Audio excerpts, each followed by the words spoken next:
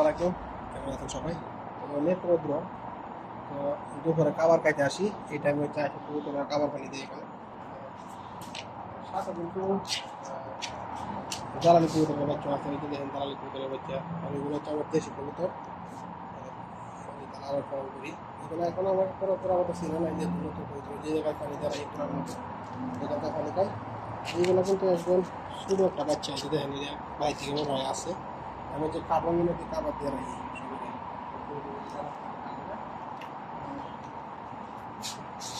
এই কালারগুলো সব কবুতর খাই দেবে না। রৌদ্র অনেক বেশি, কবুতর হাঁপায়, একদম হাঁপায় দেখো রৌদ্র কারণে।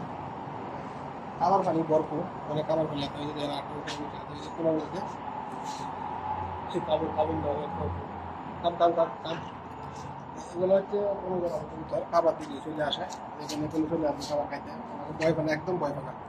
এই যে চলে আসতেছে কামিং নাও ফর ফুড,